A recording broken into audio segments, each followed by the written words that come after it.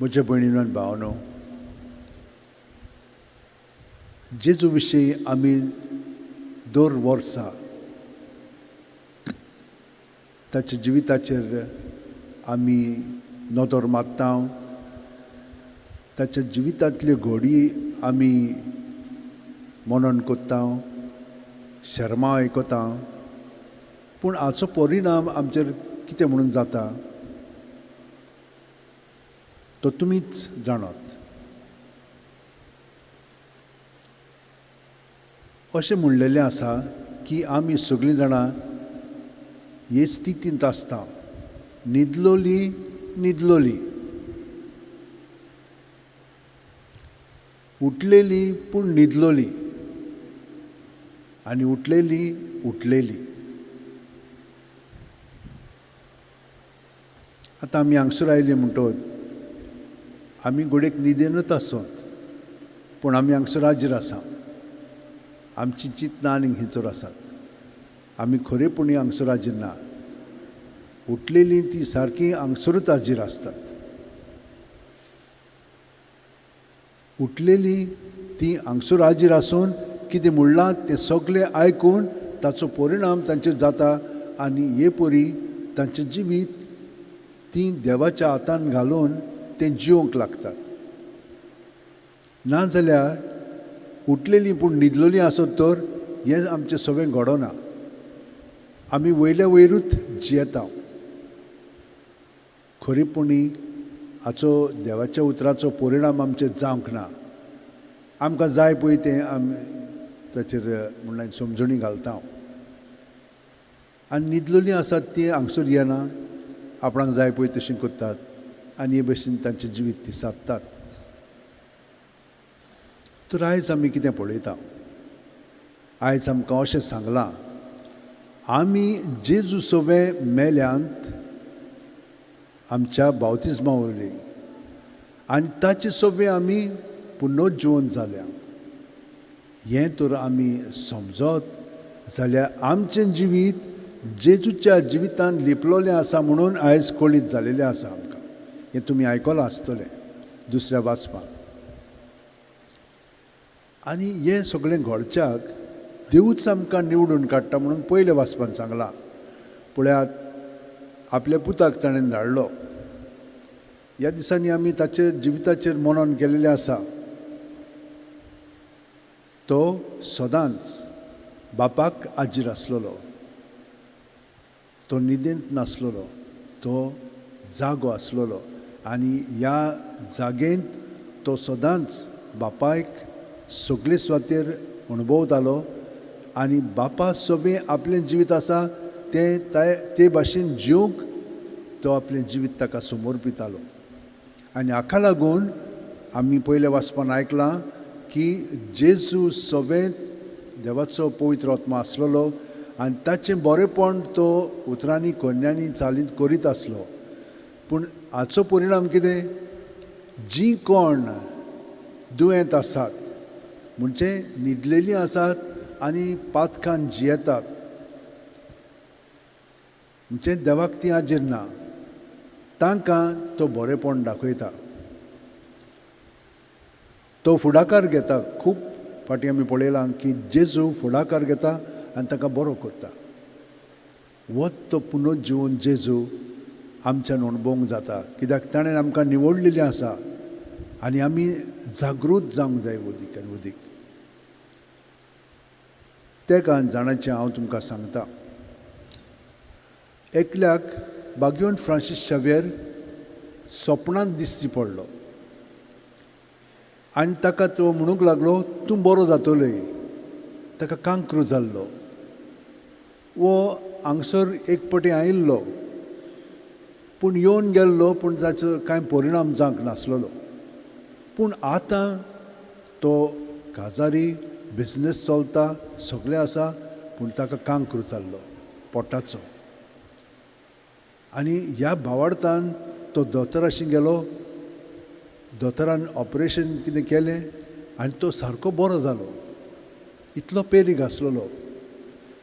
ते दीस फाटीं ताणें फ्लायट घेवन कालकटासान सोमतो हांगसर आयलो. सायबाक आर्गां दिवच्याक, कित्याक ताच्या मागण्यांतल्यान ताका ही पेकोवणी मेवली म्हणून. आनी ड्रायव्हर ताका म्हणटालो तुका ही वचोंक जाय. तो म्हणूंक लागलो बोन जेजू बाजिलिकेन. तो मातसो छोटकलो. तो म्हणूंक लागलो तूं आतां इतलो पयस सावन आयलाय, तुवें त्या हे कसिनोज आसा थंयसर वचोंक जाता. दुसऱ्या जागे तो तांकां सुचोवंक लागलो. ताणें ताका सांगलें हांव हिंचर वचोंक येवंक ना, हांव फकत ही बाजिलिकेंत येता ताका आर्गां दिवंक, कित्याक ताचे उद्देशी म्हाका पेकोवणी मेवलेली आसा. 6 वरां तो हांगसर गोंयांत आसलेलो, परतून फ्लायट घेतली आनी गेलो. हांगसर ताणें 2 वरां सारलीं मागण्यांत. आतां हाका कितें म्हणपाचें? कसलो मनीस तो? न्हिदेंत आसलेलो ओ न्हिदेंत आनी जागृत आसलेलो ओ जागृत आसलेलो? तो खरेपणी जागृत जालोलो आसा आनी ह्या भावार्थान तो हांगसर पावलेलो आसा. पोर म्हाका एकलो हांगसर भुरगो मेवलो आनी तो म्हणूंक लागलो म्हाका आशिर्वाद दी. हांवें ताचेर बेसांव घालें आनी ताका विचारलें तूं हिंचून आयलाय? म्हणूंक लागलो महाराष्ट्रांत पानवेलसा. हांवें म्हणलें तूं हांगसर कित्याक आयलोय? आनी तोच म्हाका सांगूंक लागलो आतां 5 वर्सां जालीं म्हणूंक लागलो हांव सदांच हांगसर येतां, फकत हांगसर येता आनी वेतां, सायबाक मेळोंक येता, कित्याक सायब म्हजें सगळें जिवीत. ताणें म्हाका खूब मदत केलेली आसा आनी तो करीत आसा. तो म्हाका राखता आनी सांबाळटा. अशें म्हणून तो हांगसर आयलो आनी 5 वर्सां जालीं येत आसा आनी हिचर वचना. तो फकत हांगसर येता, मागणें कोत्ता, बेसांव घेता आनी वेता. एकली अस्तुरी हांगसर आमचे मदें आसा.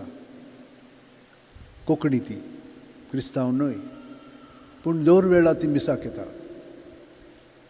ती येता, भावार्थ आसा जेजूच्या नांवान तिणें आनीक बायलेक हात लावन तिका दोळे तिचे बिगोडटालेत. म्हणजे तिका दिसनासलें कुड्डी जायत वेताली. जेजूच्या नांवान तिणें मागणें केलें आनी ती बायल बरी जाली. पळयात कशे भाशेन जेजू हे भाशेन वावुरता. आनी आयज आमकां सांगलां आमचो तर भावार्थाचेर आसत आमकां पातकांतली सुटका मेवतली म्हणून हांगसर बरयल्लें आसा.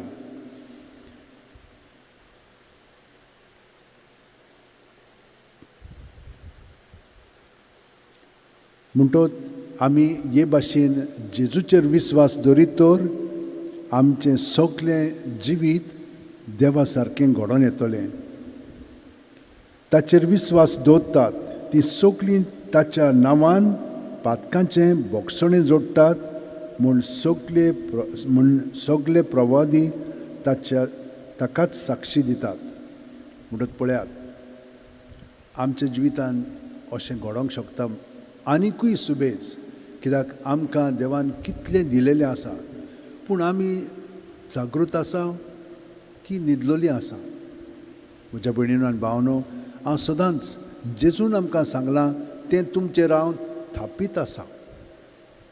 सुस्काराक हाजीर जायात आनी सुस्काराक तर हाजीर जायत जेजूक आमी हाजीर जाता, कित्याक तो जावन आसा जिवीत. सुस्कारांत आमकां जिवीत मेळटा आनी जेजूच्या नांवान तर आमी रावत. आयज सांगलां ते प्रमाणे आमकां पातकांतली सुटका मेळटली. आमी पातकांत जियेलीं म्हणटच आमचें जिवीत बरें जायना. दिसता आमकां तें बरें आसा म्हणून, पूण ते भाशेन ना.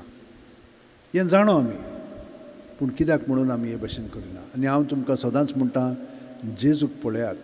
होच जेजू आमचे सोबे आसा. ताका ही संदी दिवया आमचे सोबे बापा ताणें वेळ सारच्याक. तो सदांच सादतालो सांगेचो बापा सोबे, सकाळचो बापा सोबे, आनी रातभर बापा सोबे तो जियेतालो, न्हिदतालो खरो, पूण भितरल्यान ताका जागृत आसलेलो. आतां 12 वर्सां जालीं म्हाका हांगसर आसा हांव, आनी हांव हें सदांच तुमकां सांगता. पूण तुमी जागृत आसात ह्या उतराक देवाच्या? खरेपणी तो आमचे सोबे जिवंत जालोलो आसा तो, पूण आमी ताका जिवंत जावन आमचे सोबे वावर करूंक आमी ताका संदी दिता. हें तुमचेर अवलंबून आसा. पूण भियेनाकात. ताणें आमकां सांगलें भियेनाकात म्हणून. तो केन्ना ना केन्ना आमकां जागृत करतलोच आनी आमकां जिवी करून ताचें सगळें पुनर्जीवन जिवीत जियेतल्या आनी हांगसरूच आमी स्वर्गांत जशें आसा ते भशेन संवसारांत अणभवतल्या हें ताणें आमकां सांगलां. आनी होच जेजू आमकां म्हजे सोबे पर्यंत तुमकां कळीत करता आनी तुमी एकामेकाक हे भशेन कळीत करतल्यात आनी कोत्तात म्हणून हांव जाणा. तें उदीक करून घेवच्याक थोडो वेळ आमी आतां मागण्यांत रावया. हांव तुमकां सदांच सांगता आत अशें धरात म्हणून. कित्याक ताळटांनी खूब शक्ती आसा. ही शक्ती पॉजिटीव जाता आनी नेगेटीव शक्ती आमचे मदें आसा ती उणी जायत वता. प्रत्येक सुस्कारान जेजून आमी बरोवन येता आनी जेजू सोबे आमी तर ही सगळीं चिंतना भावना कसलीय जावं ती बरी वायट पोजडी कितेंय जावं जेजूच्या नांवान भायर काडया आनी खरेपणी ताच्या नांवान आमी जियेतोर पातकांतली आमकां सुटका मेळटली म्हणून आयज आमकां देवाच्या उतरान सांगलेलें आसा. ते विस्वासान आमी मानया आनी हांव तुमकां गॅरंटी दितां हें सगळें भायर काडलें की ना ताचें जिवीत आमचें सगळें बरोवन येता. ताचें बरेंपण आमचें सगळें बरोवन आयलें आमी ताचें सगळें ह्या बरेपणांत आमचें सगळें वायटपण आसा तें दवरया आनी तुमी अणभवतल्यात भितरल्यान तुमचें जिवीत अदीक आनी अदीक ताच्या उजवाडान भरोवन येता. थोडो वेळ आमच्या आतोशे उंटीन दवरया, दोळे बंद करया आनी प्रत्येक सुस्कारांत जेजूच्या कोटान आमी रावया. सुस्कार घेतना पांयांची बोट आसा थिंसुत्तान तकले मेरेन कुडींत मनांत ओतम्यान जेजूचें जिवीत आमचें सगळें बरोवन येता.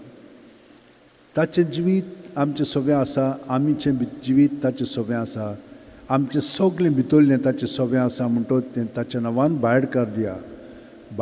भायर काडून ताचें दवरलें म्हणटच तो ताचेर आशिर्वाद घालून बरें तें अदीक बरें करून दिता, वायट आहा तें काडटा आनी ताच्या जाग्यार आपलें बरेंपण भरून काडटा.